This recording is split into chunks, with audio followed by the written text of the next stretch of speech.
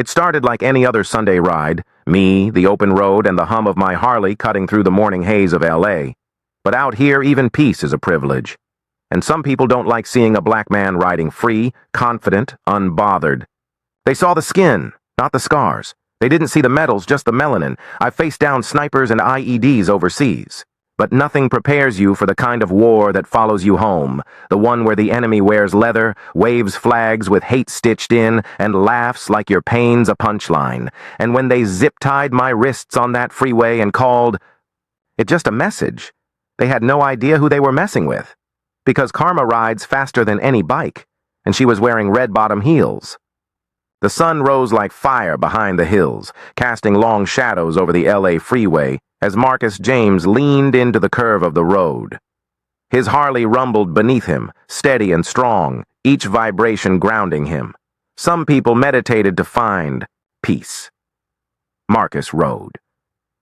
After 3 tours in Iraq and a near-fatal explosion in Fallujah, it was the only thing that quieted the noise inside his head. He was tall, clean-shaven, and carried himself with a dignity that drew glances wherever he went, not for arrogance, but for the quiet confidence of a man who had earned his survival.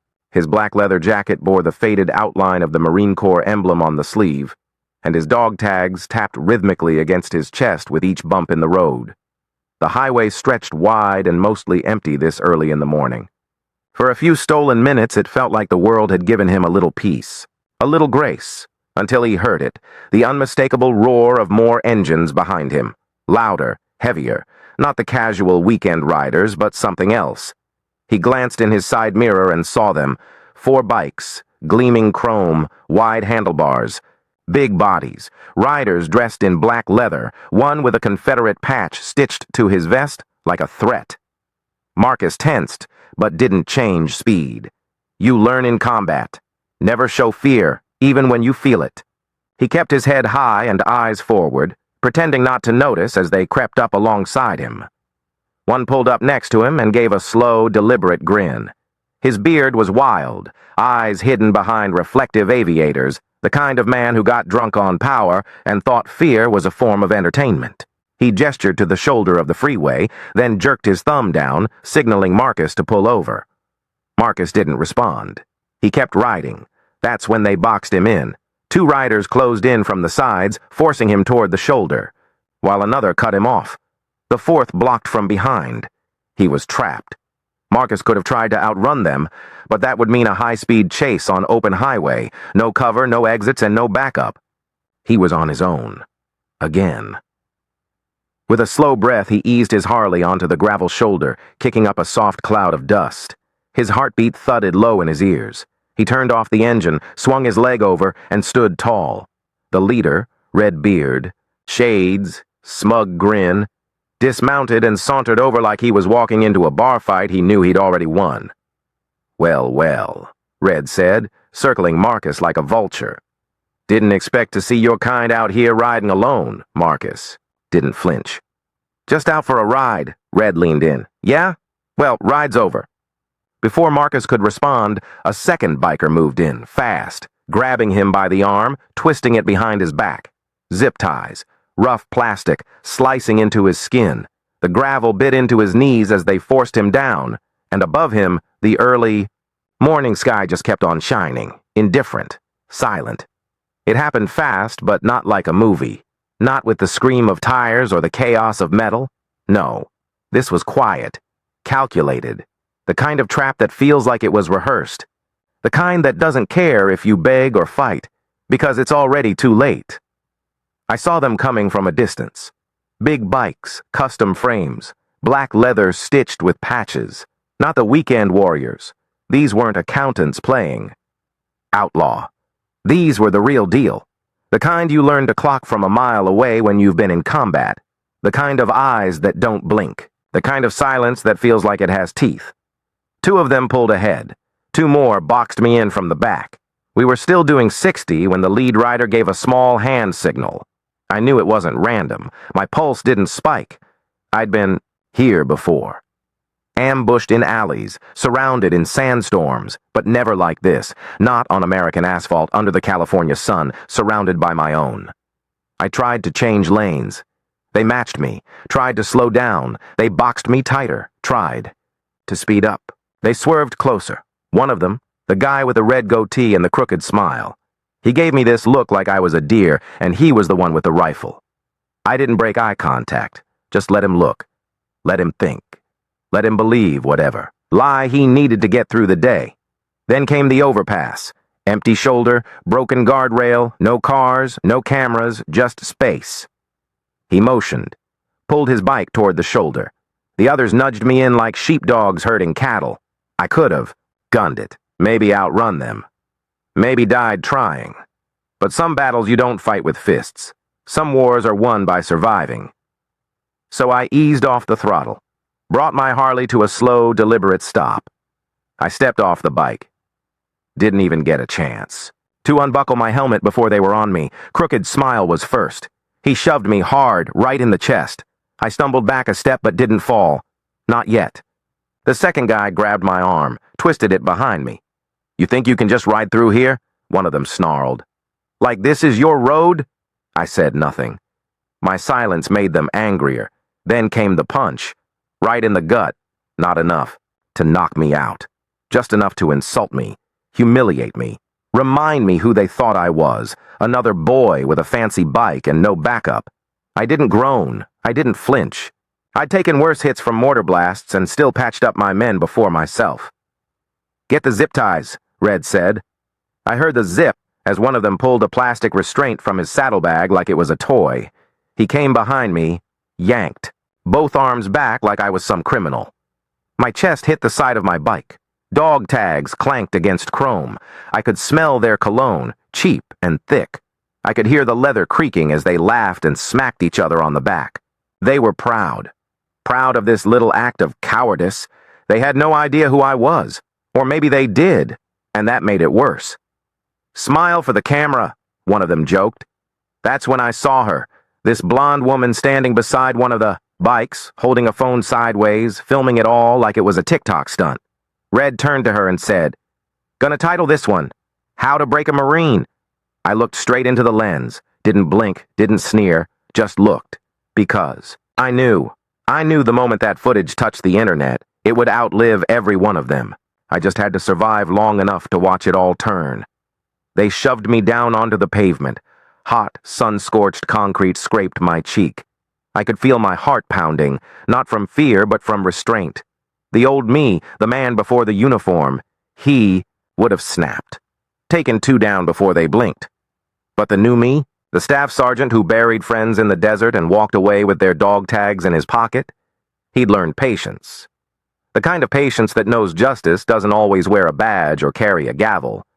Sometimes she just waits, quietly, until the world notices. They laughed louder when I didn't resist. "Must not be as tough as he looks," one said. "He ain't nothing without that uniform," another added. They stood above me, like hunters posing with prey. Red leaned in real close, whispered, "This ain't about you. It's about your kind, thinking you belong in places you don't." And still, I didn't move. I didn't give them what they wanted, because I knew the moment I rose, it would be over. For them, for this little fantasy they built around power and pride. Because power isn't in how you take someone down. It's in how you rise when the world expects you to stay broken. They finally stood up, dusted off their jeans, and started walking back toward their bikes. One of them muttered, "Leave him. Let the vultures finish him off." That's when the sound came. Not another bike, not a siren. It was the smooth electric whir of a car, sleek, modern, completely out of place in this grimy roadside theater.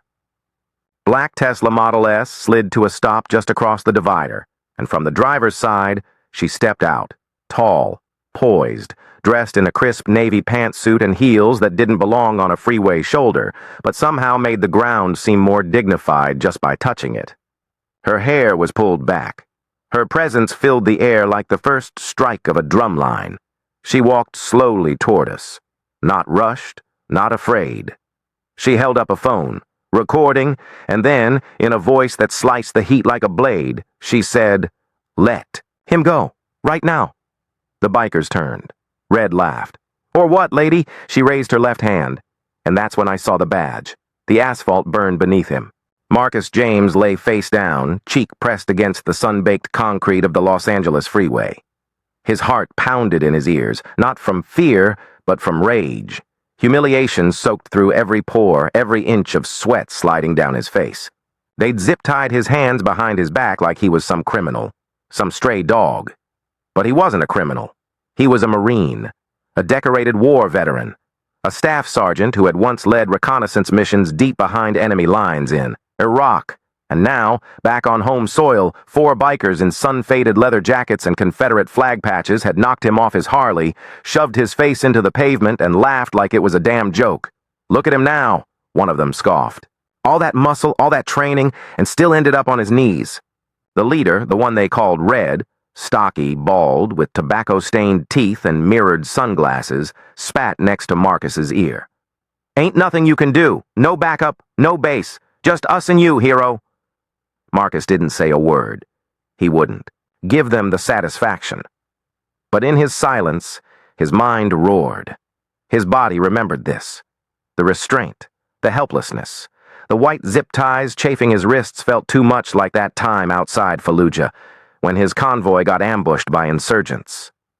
He remembered the explosion, the fire, the chaos. He'd been captured for 16 hours before his team found him, hands bound just like this, face bleeding, ribs cracked, but still breathing, still defiant. And now, years later, that same cold helplessness crept over him. But this time, it wasn't war. It wasn't enemy combatants with AKs and balaclavas. It was his own people. No, not his people. Marcus forced himself to breathe, to count each exhale like his therapist had taught him. 1, 2, 3.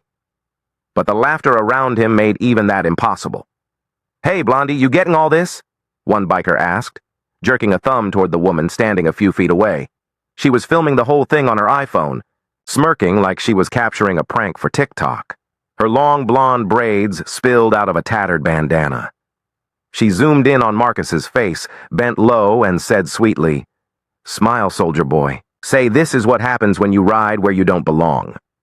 Still, Marcus said nothing, because he knew something they didn't.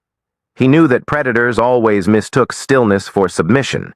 He knew that the world could change in an instant. One phone call, one witness, one badge. He just didn't know if that change would come in time.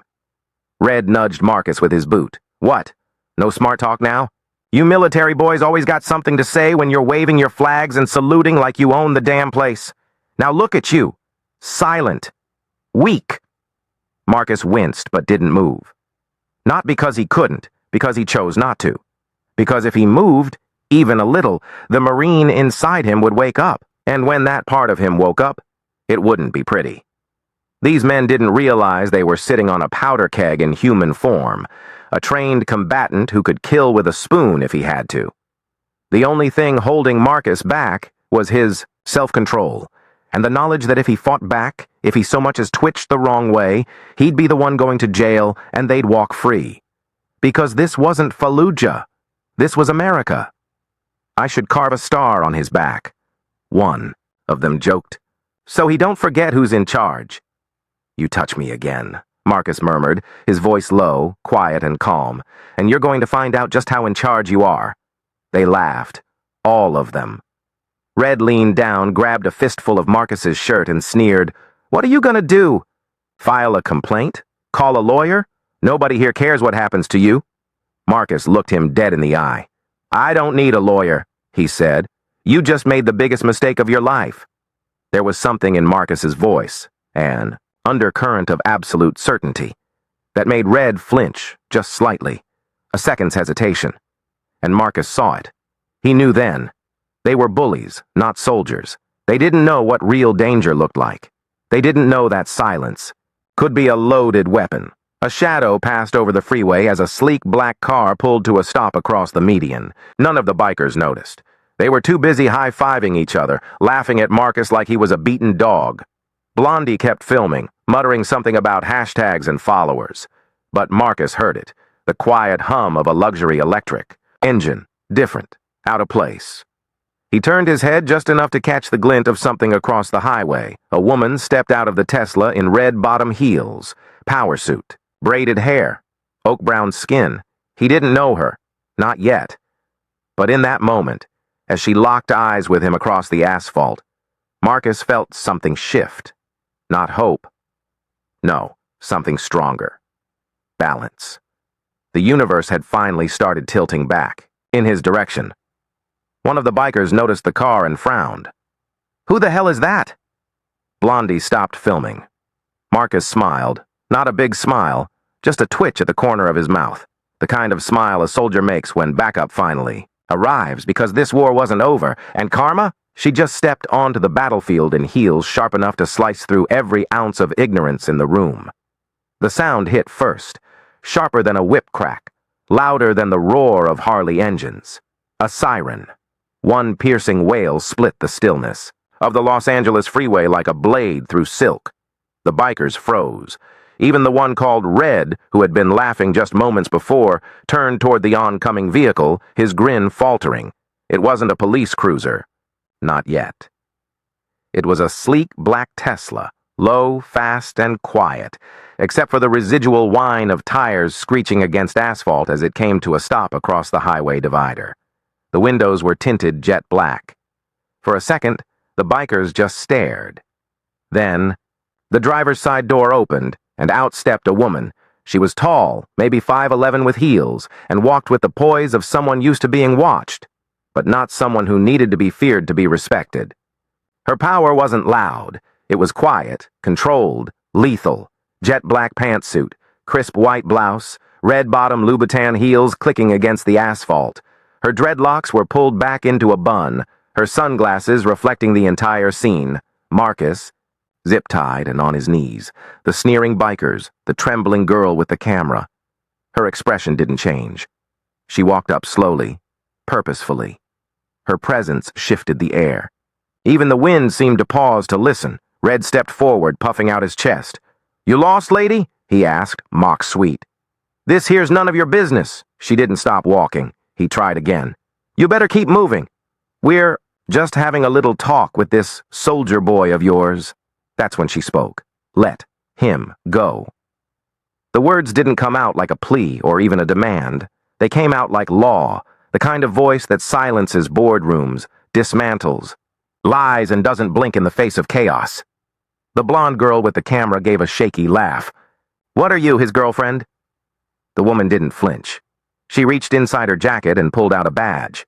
Not a police badge, a Department of Justice badge. That was the moment the laughter died. "I'm Assistant U.S. Attorney Renee Washington," she said calmly, "and I just witnessed a hate crime in progress." "You're all being detained pending federal investigation," Red scoffed. But it came out weaker than he intended. "What investigation? Ain't no crime here." Renee tilted her head. "You zip-tied a decorated U.S. veteran on a public highway, physically restrained him, hurled racial slurs, and filmed the entire thing. That's assault and federal civil rights violation. You just made yourselves famous, and not the kind of famous that ends with brand deals." The bikers shifted uneasily. From her back pocket, Renee pulled out her phone and waved it. "I recorded enough, but I bet she," Renee gestured to the blonde, "got even more. Thanks for documenting your own downfall, by the way." Then came another sound. Wheels, tires, and doors slamming. Two unmarked black SUVs screeched too. A halt behind the Tesla. Seconds later, a California Highway Patrol cruiser pulled up, lights flashing. Uniformed officers and plainclothes agents emerged, weapons holstered but hands on belts, alert and ready. The bikers didn't look so brave anymore. One tried to run. He didn't make it far. A CHP officer tackled him in the gravel. Another tried to act innocent. "I was just watching," he mumbled. Didn't even touch the guy. Renee gave a slight smile. "Then you'll enjoy watching the court proceedings, too. I suggest a lawyer." She moved past them like a general surveying a battlefield already won. Marcus still sat on the hot pavement, sweat streaking down his face, hands tied behind him. She crouched beside him, not like a rescuer, but like a comrade in arms. "You okay, Staff Sergeant James?" she asked, her voice softening. He looked into her eyes. There was no pity there, only fierce, righteous purpose. "I will be," he said, "thanks to you." She pulled out a flick knife from a pouch on her ankle and sliced through the plastic zip tie in one clean motion. The sound of it snapping echoed louder than a gunshot. As Marcus flexed his stiff wrists, one of the bikers dared to shout, "You can't do this!" Renee turned on her heel. "I just did." One of the agents leaned into her. "Want us to transport the veteran, ma'am?" She looked back at Marcus, who was already standing now, tall and proud, brushing himself off like he'd just walked through a sandstorm and made it out the other side. "No," she said. "He rides with me." As she opened the door to the Tesla, Marcus nodded respectfully at her. Then he turned and looked at Red, who now had handcuffs on his own wrists, fury in his eyes. Marcus gave a slow smile. "How's it feel?" he asked. Red snarled but had no answer. Renee slid into the Tesla and looked at Marcus. "Let's go finish this." As they drove off, past the stunned and shackled bikers, the blonde woman stood there trembling. Phone still recording, but words long gone. And Karma, riding on red bottom. Heels, didn't look back. The laughter stopped when she spoke. Let him go. Her voice didn't need to rise. It cut cleaner than any blade, calm like a storm about to break. The bikers blinked, stunned by the sudden authority radiating from the tall black woman who had stepped out of the sleek black Tesla parked across the freeway. She moved like someone who knew she didn't have to shout to be obeyed. Red, the one who zip-tied Marcus, turned and sneered. "Or what, lady?" That's when she calmly pulled a slim leather wallet from her blazer and flipped it open. A gleam of gold caught the sunlight. Department of Justice, Assistant U.S. Attorney Renee Washington. That name was about to haunt every one of them. The woman who had been filming the assault, the blonde with eyeliner smeared from the heat, took a slow step back, her smirk faltering. This isn't what it looks like," she stammered, but no one was listening. Within moments, two unmarked black SUVs pulled up behind the gang, followed by a CHP cruiser. Doors opened. Agents stepped out in tactical vests. Renee didn't flinch. She simply pointed. "These men and women are to be detained for questioning, assault with intent, hate crime enhancement, obstruction." The bikers stood frozen. Red looked like he might run, but one twitch and a taser beam lit up the side of his leg. He went down with a grunt, face first in the dirt beside the very man he had humiliated. Renee stepped forward and knelt beside Marcus, her heels sinking into the dust. Her hands were gentle but efficient. In one motion, she pulled a blade from her pocket and sliced the zip ties free. "You okay, Staff Sergeant James?" Marcus met her eyes, his breath steady now, his pride slowly stitching itself back together. "You knew my name?" he asked, voice hoarse. "I know more than that," she said, helping him up. "I've been building a case on these clowns for 6 months. But this," she gestured to the zip ties and bruises, "this gave me what I needed. You just exposed the rot they thought they could hide." She turned to the stunned gang, her words colder now.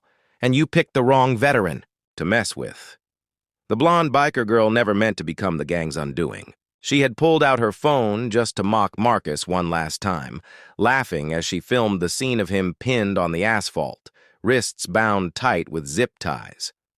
But fate has a funny way of turning jokes into justice. Her camera captured everything. Every sneer, every hateful word, every rough shove.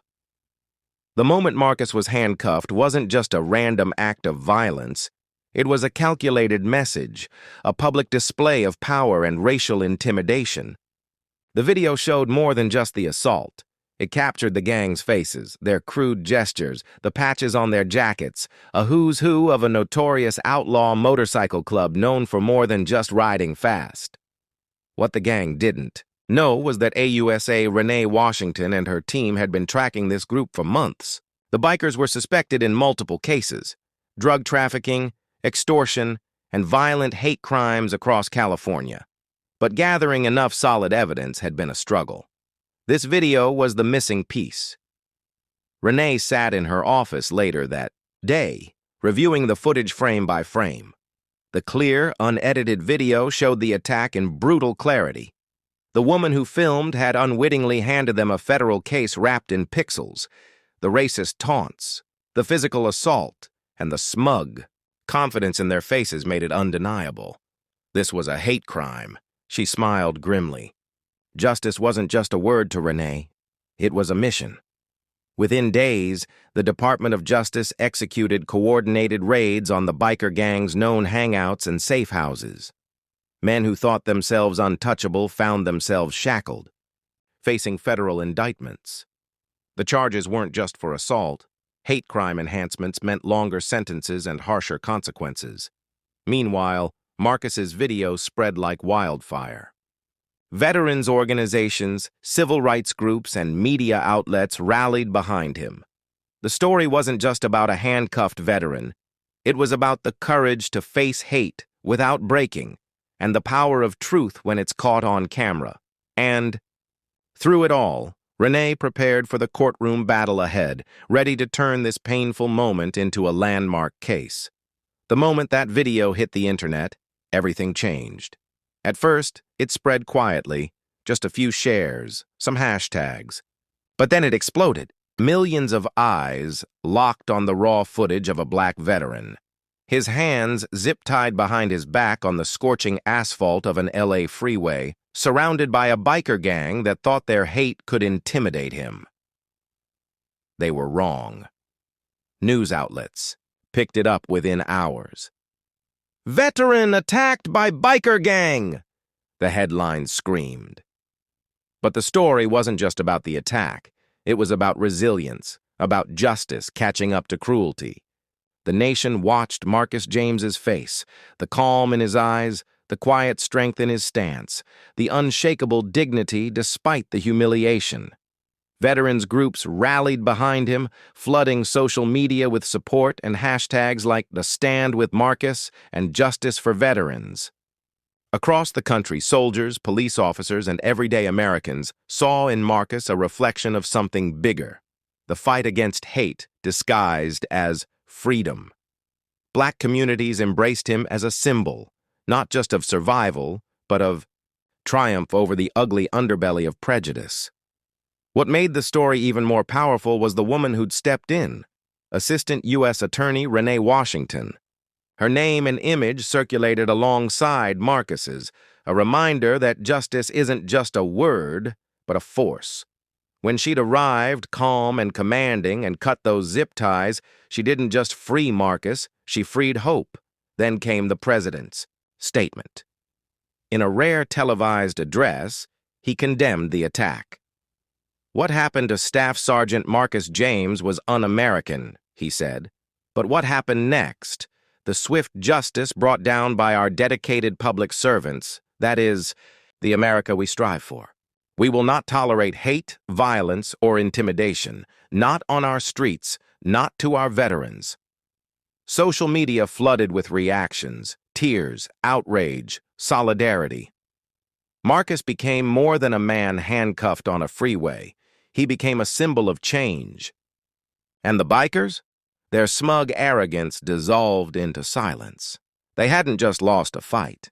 They'd lost their grip on the story, and the nation was watching.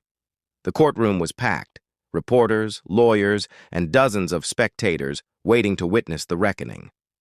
Marcus James stood tall, dressed sharply in a navy suit that contrasted sharply with the battered leather jacket he'd worn just days before on the freeway. Beside him stood Assistant U.S. Attorney Renee Washington, the woman whose fierce determination had turned a brutal roadside humiliation into a battle for justice. At the defendant's table, the biker gang members sat stiff and sullen.